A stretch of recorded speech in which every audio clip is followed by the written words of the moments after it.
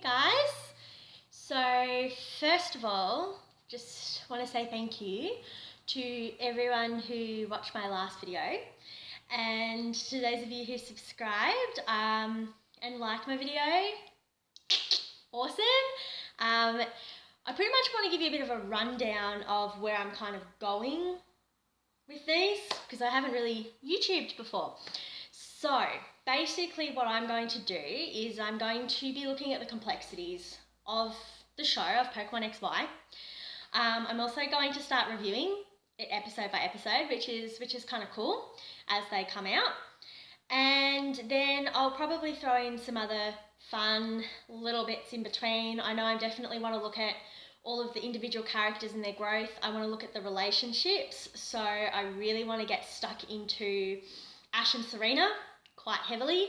It's a beautiful, beautiful relationship built on respect, and I really want to sit down and go, here's X, Y, and Z of why I think that they make a really, really good partnership.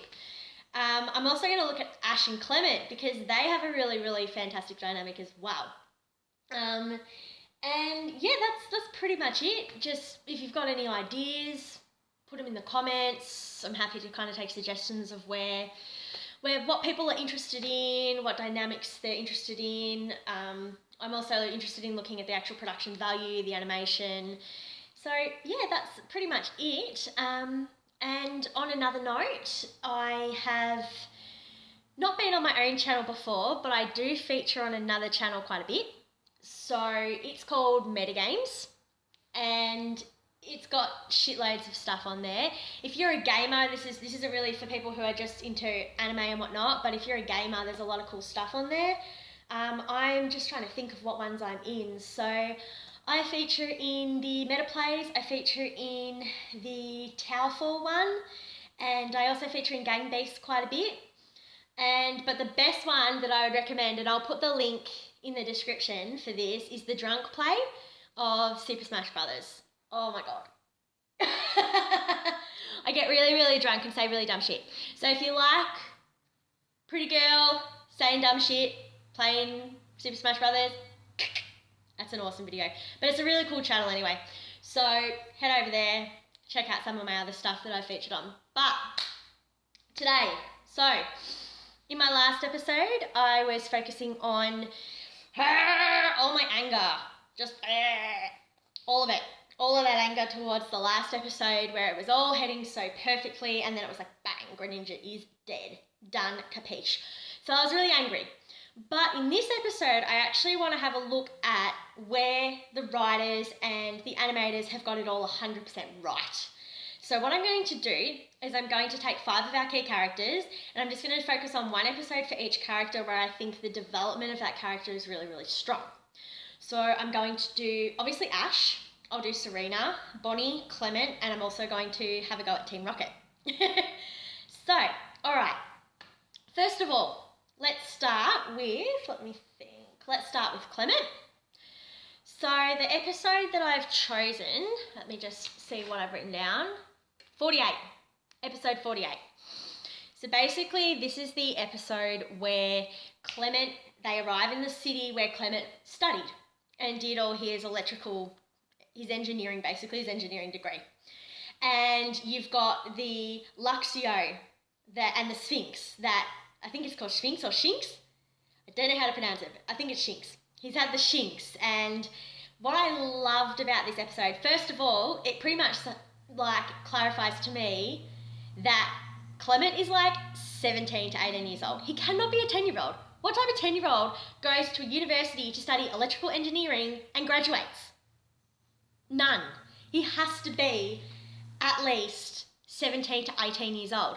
Now, I don't even see that much of a difference between him and Ash, so I'll get to that when I explore Ash in a bit. But it kind of really confirms for me that Clement is in his mid-teens at the absolute earliest age. Nintendo cannot justify him being 10. Anyway, also what I really love about this is that we start to see quite an emotional side to Clement. Now, in a lot of anime's pretty good for this. In a lot of your general film and TV, you don't see a lot of vulnerability in men or boys. It's always the girls that you see are sad or nostalgic or whatever. But here you've got Clement really, really pondering, being nostalgic, upset about the fact that he did not actually take this Shinx with him and he kind of abandoned him and he has this guilt. And so when you see that, it adds a complexity to Clement's character. I've always seen Clement as really, really intelligent, and that just gets confirmed that he's super intelligent.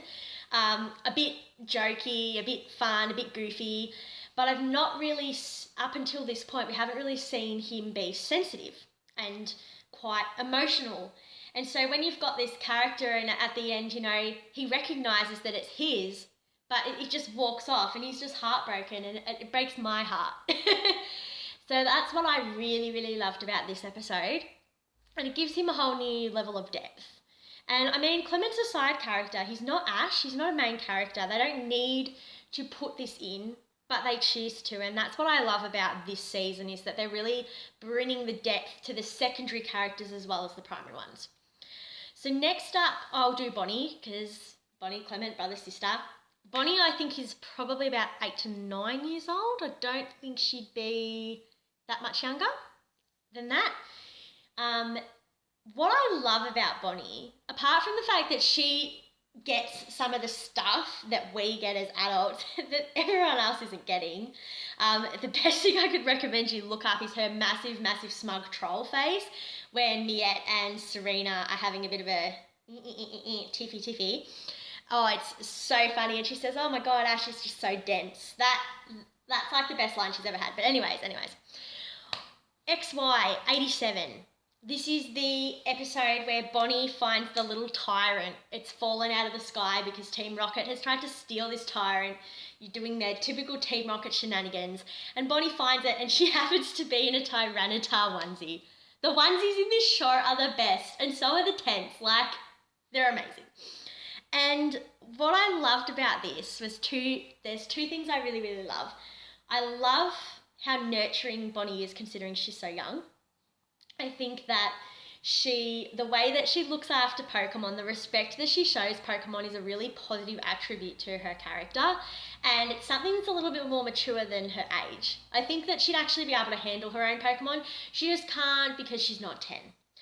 And in this, it really shows how protective her mothering protective nature is. I'd love to see what she would grow up to be like. I think she'd grow up to be a really, really lovely girl.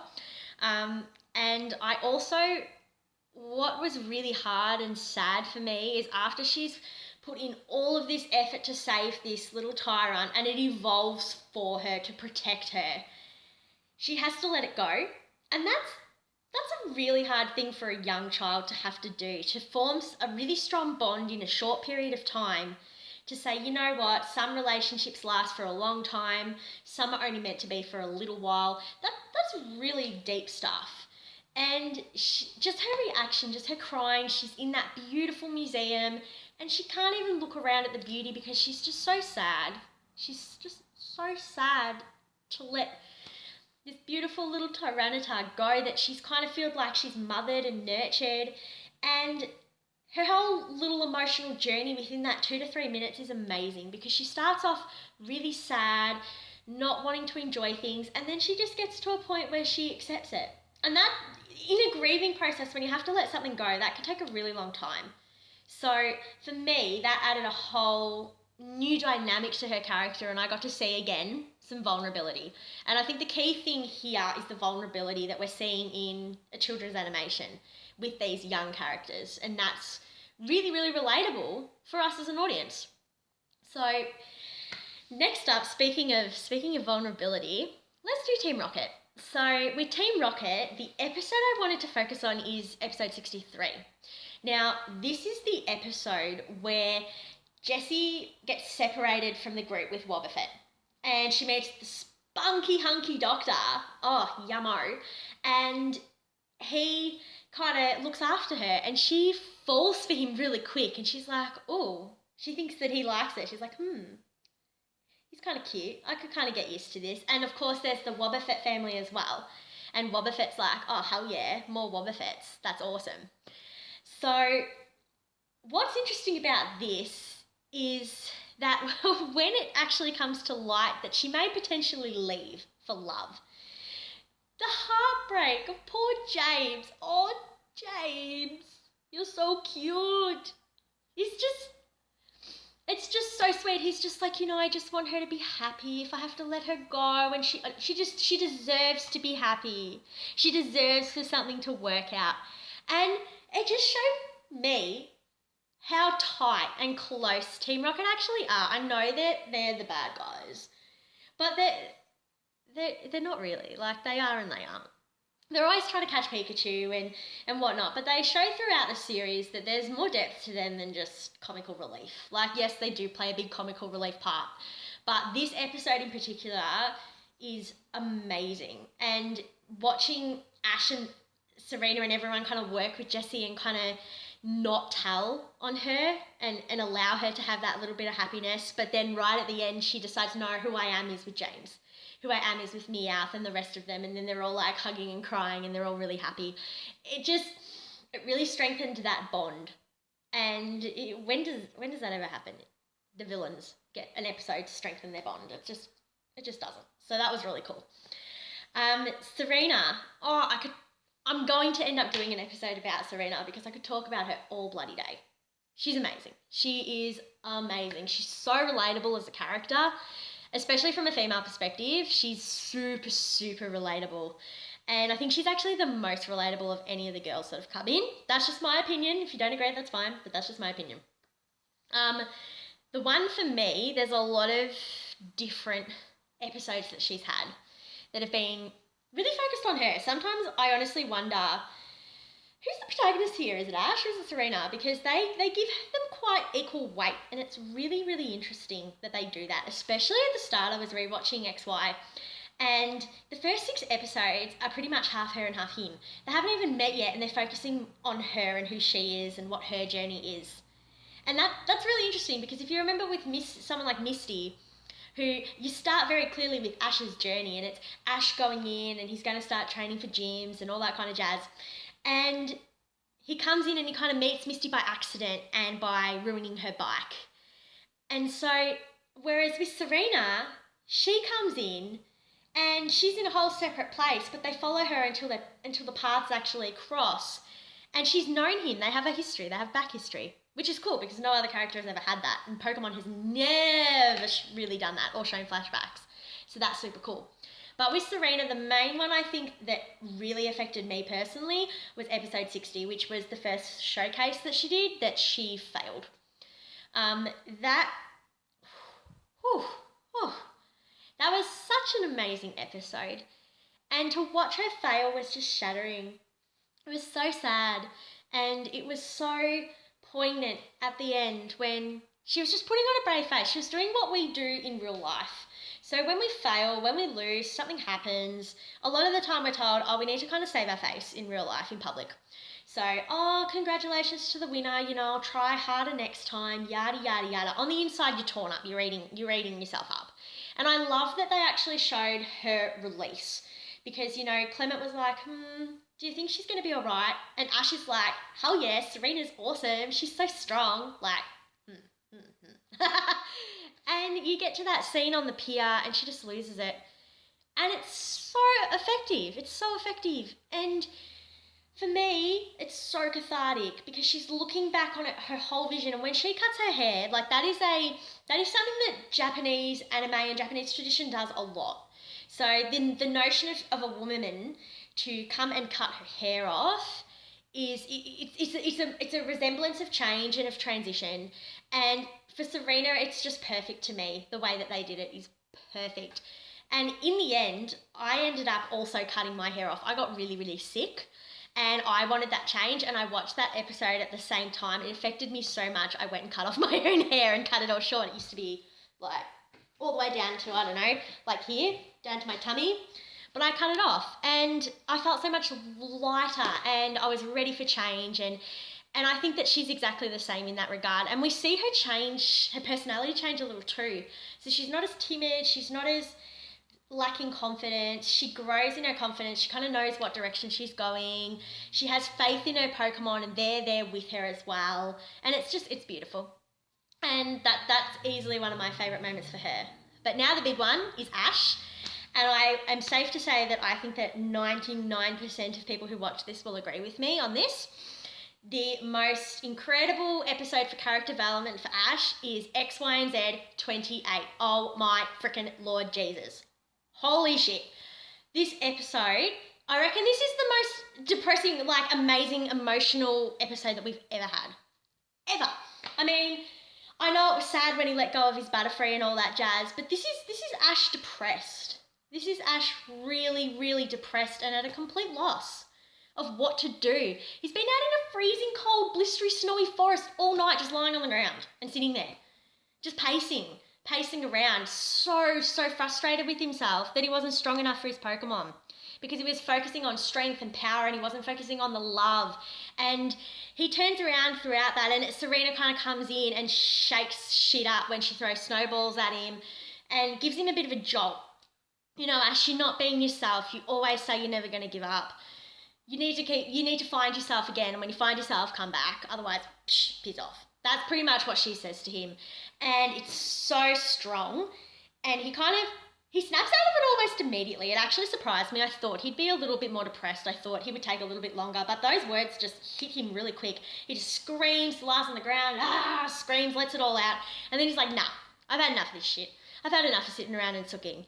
And then gets caught in the blizzard. And then we have another beautiful flashback of Ash as a child, and it becomes apparent that Ash he didn't really have friends as a child. He was a loner, and he sought refuge in love and bonds with Pokemon because of that. And that just tore at my heartstrings. It was such a beautiful thing to see, and to watch him remember why, the whole core of his being, the core of his purpose for being here and for doing this and for wanting to win the league. It's not about necessarily just winning the league. It's the journey. It's the bonds that you make with the Pokemon that you have that are important. And for him to recognise that, and for that to be the thing that was missing to allow him to fully transform with Greninja, because Greninja comes out and he's kind of on the same wavelength. He's disappointed in himself, or at least I think he is. That's what I can tell from his ninja talk. And it's beautiful to see. It's just, I don't really know what else to say, to be honest. The episode itself speaks volumes. I will be interested though to see what it's like in English, because I watched 27, the dub, come out, and I've got to say, nah. It's a lot better in Japanese. I mean, I've watched X and Y all in English. I really struggle to find the Japanese, like a really good HD quality Japanese subbed of X and Y is really hard. If you know where it is, please put a comment in my video telling me where the hell to find it, because I will rewatch the whole thing in Japanese because the music is so much better. But I'll probably do an episode on that. And yeah, I can't see this kid as 10. I don't know about you, but I cannot see this kid as 10. He's not 10. He thinks in shades of grey. He has strategy. He has depth and emotional competencies that a 10-year-old just doesn't have. I mean, who are Nintendo kidding? This kid is not 10. No, this kid is not 10. He's not 10. Has to be at least 14, 15 years old. Has to be. I know they're going to say, oh, he's 10, but no. He acts 14 to 15 years old. And it really, really shows in this episode. Anyway, that's all from me today. This has been a bit of a long one. I'll try and keep them a bit shorter, or I might keep them to around this 20-minute mark. Depends on what people kind of want to watch. But thank you so much if you've stayed the whole time. If you want to follow me, then do so. If you don't, that's cool. See you later. I'm pretty cruisy. And yeah, look forward to doing my review. That's going to come up on Thursday of the Arc, with Team Flare causing all this shit to happen. It's gonna be really, really good. I'm past my anger, and now I'm at a point where I'm like, I'm gonna focus on what's ahead and hope that that the writing has been as smart as it was previously. Anyways, have a good one. Yeah, that's it for today. Thanks for watching, and I will see you. I think the next one I do will be my review. So I'll probably do the review, and then I'll do an episode in between. So it'll be like 1 to a week. Cool. All right. Mwah. Ciao.